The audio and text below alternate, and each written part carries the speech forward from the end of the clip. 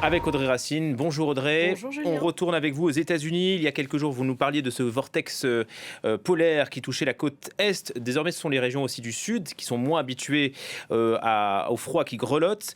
Et vous nous disiez la semaine dernière que le réchauffement climatique était l'une des conséquences de ce vortex. C'était l'une des pistes, en fait, de savoir si le réchauffement climatique avait eu une influence sur cette vague de froid. Et ce que je vous disais, c'est qu'il y avait une étude d'attribution qui était en cours. Et bien, cette étude d'attribution, elle vient d'être publiée.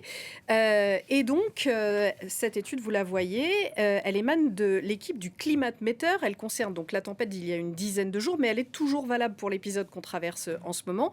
Sans surprise, oui, cet épisode neigeux, vous le voyez sur le schéma de gauche, si vous parlez bien anglais, threatened by climate change, renforcé par le changement climatique, vous m'excuserez pour l'accent. Ces études, donc, elles prennent en compte plusieurs facteurs. Le volume de neige qui est tombé, la pression atmosphérique, la température au sol, la vitesse des vents. On va écouter l'un des auteurs de cette étude, le climatologue Davide Faranda, sur ses conclusions. Climatique intervient de deux façons. La première, comme on peut imaginer, c'est que en fait, les émissions de gaz à effet de serre augmentent la température globale et rendent aussi ces vagues de froid plus chaudes. Bien sûr, restent des vagues de froid avec même des records de température, mais nous, on trouve qu'on a des températures jusqu'à 5 degrés plus chaudes dans la vague de froid qui a frappé les États-Unis la semaine dernière. Donc, ces températures plus chaudes au sol sont plus chaudes aussi dans l'atmosphère, ce qui veut dire que l'atmosphère peut contenir plus d'humidité. Donc cette humidité supplémentaire est disponible lorsqu'on a des conditions de basse pression qui peuvent produire des précipitations pour créer, dans ce cas, pas de la pluie, mais de la neige ou du verglas qui donc va être plus abondante dans cette zone avec jusqu'à plus 20% des précipitations qui donc ont contribué à augmenter les impacts de la vague de froid et de neige aux États-Unis.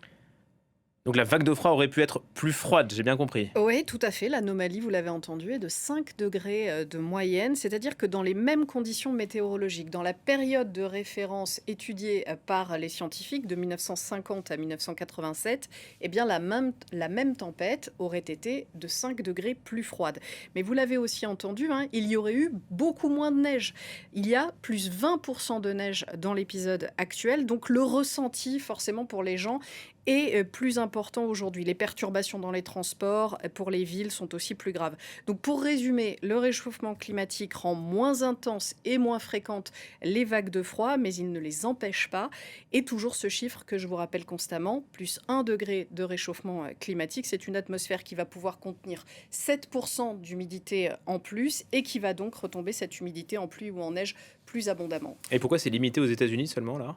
Alors ça, c'est dû à la déstabilisation du vortex polaire. Je vous montre le schéma que je vous avais montré la semaine dernière, vous allez le voir. À gauche, c'est un vortex polaire stable contenu par un jet stream fort. Ça, c'est quand la différence de température autour de ce courant de jet est important en été, entre la chaleur de nos latitudes et le froid polaire. C'est toujours le contraste de ces températures qui renforce les vents, tous les vents. Or, en hiver, la température baisse dans les zones tempérées et donc ce courant jet va ralentir et il va se mettre à faire des ondulations, comme vous le voyez à droite.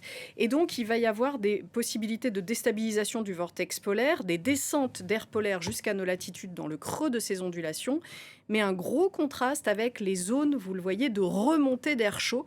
Et encore une fois, on écoute Davide Faranda.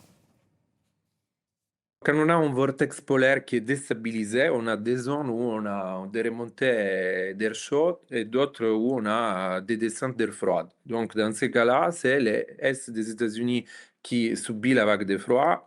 Moi, j'étais à Caltech, en Californie, la semaine dernière. On a eu jusqu'à 28 degrés Celsius à Los Angeles. Donc, une véritable vague de chaleur pour l'hiver. L'atmosphère se déstabilise avec des ondes qui ont cette caractéristique de pousser la chaleur dans certaines zones et de faire descendre l'air froid dans d'autres zones en hiver. pareil, en France, on avait vécu une vague de froid au début de l'année. Et là, on est dans une situation qui est un peu intermédiaire, mais il y a des zones de l'Islande ou de la Groenland qui sont dans des phases très chaudes pour la période. Et donc, c'est une déstabilisation de ces vortex polaires à l'hémisphère nord qui produisent ces conséquences qui sont assez différentes selon la zone géographique que l'on regarde. Merci beaucoup Audrey pour Merci ces à vous. explications et à demain.